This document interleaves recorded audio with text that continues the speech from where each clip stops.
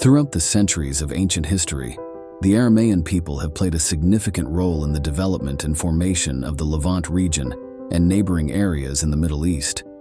While not as prominent as major empires like Assyria, Babylon, or Persia, the Aramaeans have left a notable imprint on the culture, history, and language of this region.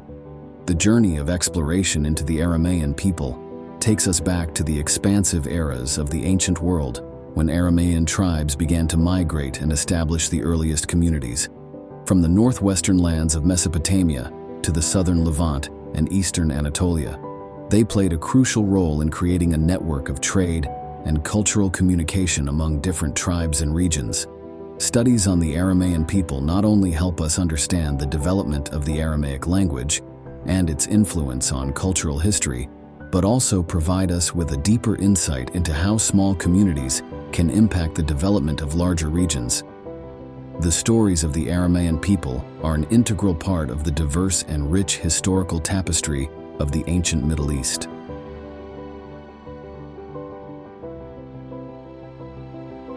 Many scholars have posed questions about the origins of the Aramaean people and how they came to infiltrate the Levant region. Were they a migrating group from other areas into this region, or were they simply descendants of earlier Iron Age local tribes? The emergence of the Aramaeans marked a significant breakthrough in the history of this region. They established their own small kingdoms, with the most powerful centered in the ancient city of Damascus. The ancient Aramaeans initially were nomadic pastoralists, but after establishing or inheriting cities, some began to adopt a settled lifestyle. In the 12th century BCE, the first documented mention of the Aramaeans comes from King Tiglath-Pileser of Furs, who referred to them as a major nuisance. He recounted crossing the Euphrates River at least 28 times to deal with the Aramaeans causing trouble on his western border. One of Tiglath-Pileser I's successors, Ashur-bel-Kala, also reported numerous campaigns against the Aramaeans. At that time, the Aramaeans had encroached deep into Babylon, though without a specific state, living as peripheral society migrants. Nevertheless, they still caused considerable trouble for the local populace. According to records from the Babylonian king Adad-upla-iddina of the Isin II dynasty, the Arameans attacked and desecrated sacred sites including Deir, Sippar, and even the holy city of Nippur.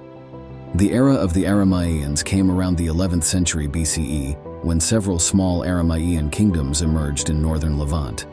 Notable among them were kingdoms like Bit-Hayani, Bit-Zamani, Bit-Adini, Bit-Agusi, Bit-Halupi, and perhaps even Aram-Damascus.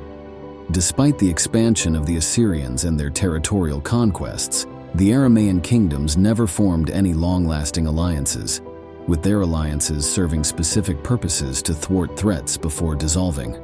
For example, in 853 BCE, Shalmaneser III fought the Battle of Karkar, where a coalition against Assyria was predominantly led by the kings of Damascus and Hamath. Scholars believe this coalition temporarily halted Assyria's westward expansion until internal disputes arose. Each eventually fell into the hands of Shalmaneser III about a decade later.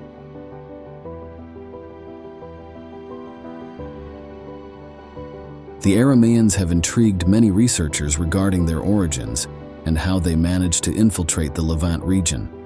Some theories suggest they may have been a newly migrating group into the area, while others propose they are simply descendants of pre-existing groups inhabiting the region since the early Bronze Age.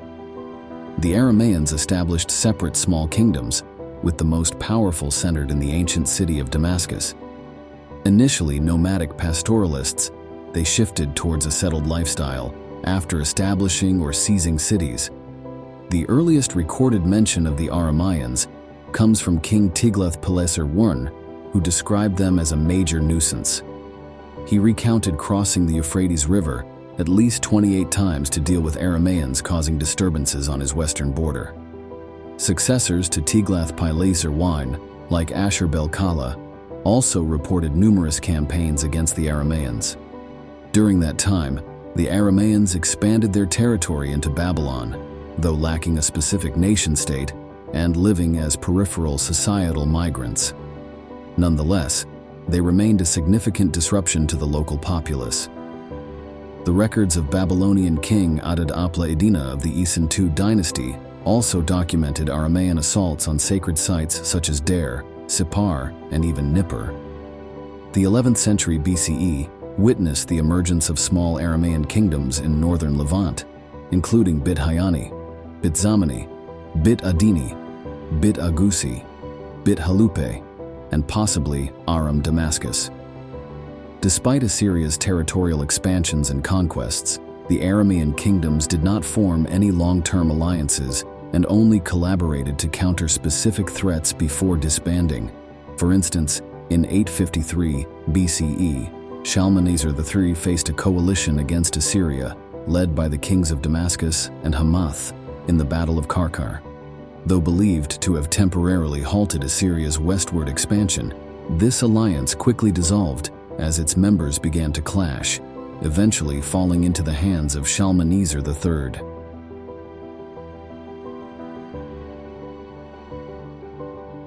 The Aramaeans' tumultuous history has profoundly influenced their culture and language across the ancient Middle East. As one of the most populous groups during the Iron Age, they experienced significant dispersion due to Assyrian expulsions, leading them to concentrate in various regions within the Assyrian, Babylonian, and even southwestern Anatolian empires. The Aramaic language, known for its ease of use and efficiency, became the official means of communication in the region, replacing the ancient Akkadian language that had existed for millennia. The Aramaean language's writing system, adapted from the Phoenician alphabet, facilitated text-based communication, making it more convenient and expedient compared to the complex cuneiform script of the past. Despite the widespread adoption of Aramaic, information about Aramaean history and culture is scarce, except for Assyrian records. Many other Aramaean tribes lived beyond this region, but information about them is also limited. Following the collapse of the Neo-Assyrian Empire, the Aramaeans endured successive conquests by the Neo-Babylonians, followed by the Achaemenid Persians, Seleucids, and Romans. During the rise of Christianity, many Aramaeans converted and embraced this new religion, which they continue to follow to this day. Some Aramaeans also converted to Islam as the religion spread in the region. In the medieval period, most Arameans assimilated into Arab culture, though some retained their Aramean identity and Christian faith. Today, some Christian communities in the Fertile Crescent are identified as Aramean, while others are recognized as Assyrian and use the Aramaic language. Exploring the Aramaeans reveals that they were not just an ordinary ancient people, but also a significant factor in the development and shaping of the ancient Middle East. Migration, dispersion, and upheaval created a complex journey for the Aramaeans, contributing to the cultural and linguistic diversity of the region. Despite having fewer documents than some other peoples, the Aramaeans still left a profound mark on the history and culture of the Middle East. Learning about them not only opens a window into the past, but also helps us better understand the development of humanity and culture throughout history. What are your thoughts on the Aramaeans? Do you believe they were truly troublemakers? I'd love to hear your opinions in the comments, and don't forget to subscribe to continue our journey of exploring ancient history. Thank you for your attention.